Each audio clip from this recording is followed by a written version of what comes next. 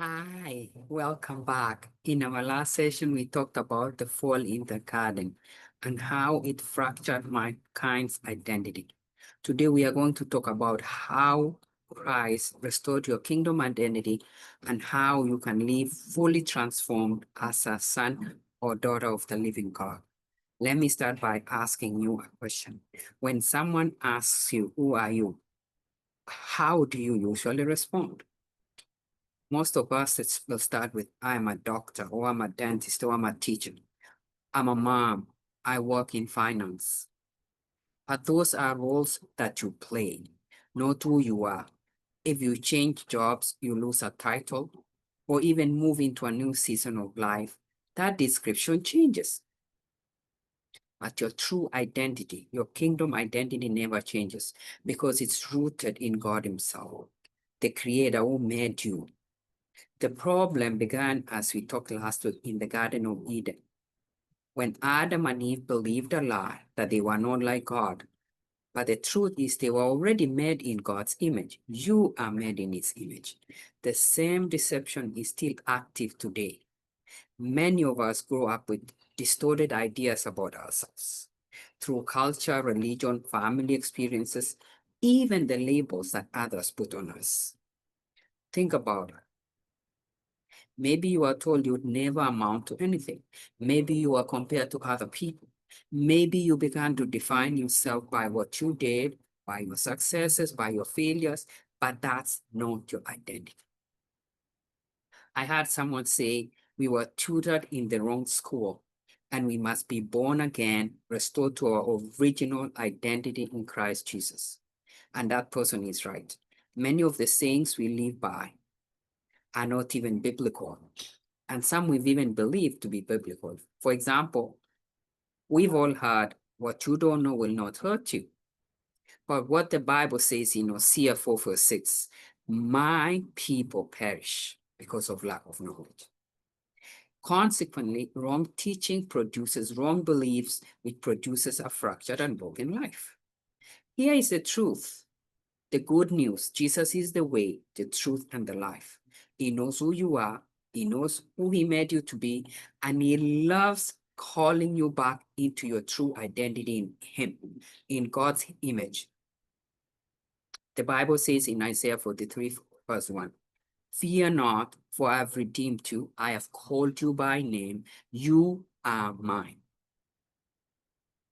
Do you hear the intimacy in that? Think about it and meditate on that.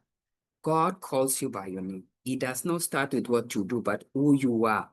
Psalm 139:16, one of my favorite in identity, says that before you are even formed in your mother's womb, God wrote out every day of your life. That means your identity and destiny was sealed in the heart of God long before the world ever tried to label you.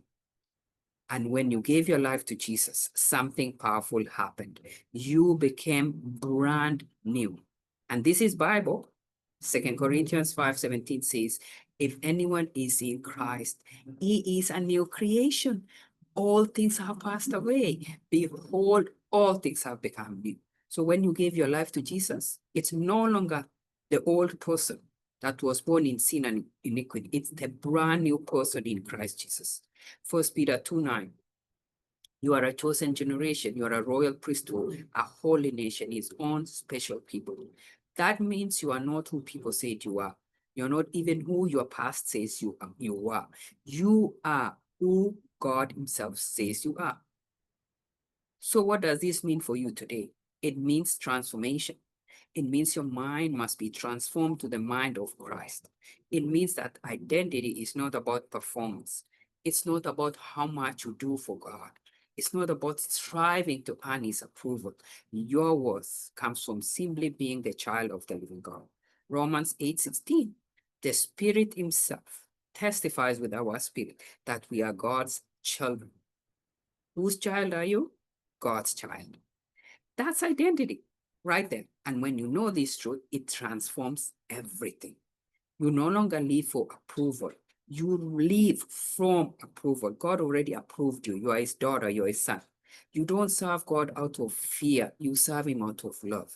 You don't look at yourself through the lens of shame, guilt, or condemnation. You look at yourself through the lens of righteousness in Christ Jesus. Galatians 2:20. I have been crucified with Christ. It's no longer I who live, but Christ lives in me. That means your life is hidden in Christ. When God looks at you, he sees Jesus alive in you because you are the righteousness of God in Christ Jesus. 2 Corinthians 5:21. You are the righteousness of God in Christ Jesus. So don't let anyone deceive you. You are like him. But here is the key. You have to train your mind to live in this reality. Your mind is where the enemy drops ideas and deceptions. Romans 12:2 says, be transformed by the renewing of your mind. That means daily speaking God's word over yourself, declaring his truth, rejecting the lies of the enemy. Here are 4 practical steps to implement from now on, because you might be wondering, how do I work it out? How do I live in my Christ identity? So I'm giving you 4 steps. Implement them from today and make it a lifestyle. Number 1, know the word of God. Study the word, meditate, understand, and believe who you are and what the Bible says about you. Number 2, speak the word. Life and death is in the power of your tongue. Declare God's promises over your life, your family, your business, your career, everything. Declare the word of God, life and death. Okay. Number 3, believe the word.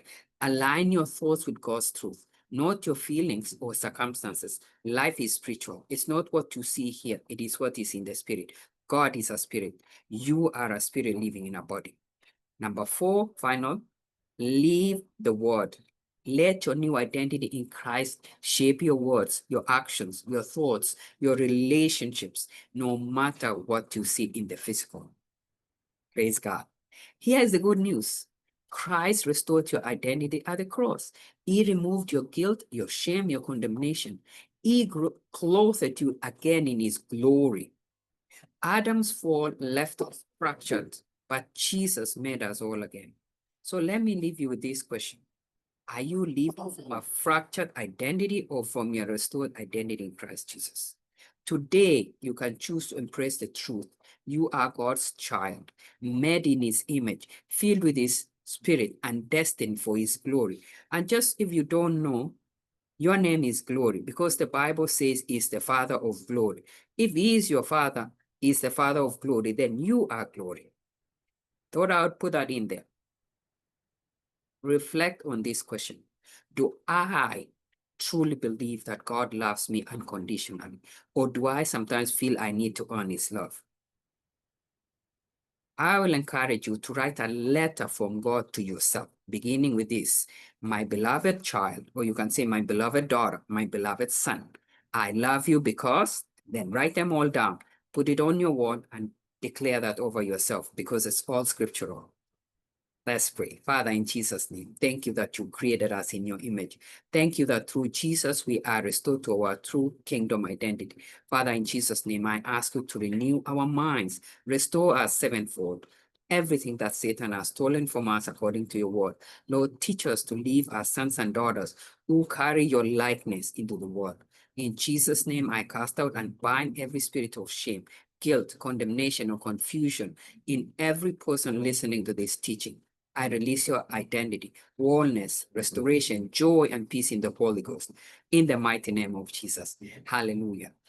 Praise the Lord. Thank you for listening. Next week, we will talk about living in your kingdom identity as God's image bearers. God bless you. Please share this teaching with others so that people may live in the God-given identity. Subscribe and make a comment in Jesus' name. God bless you.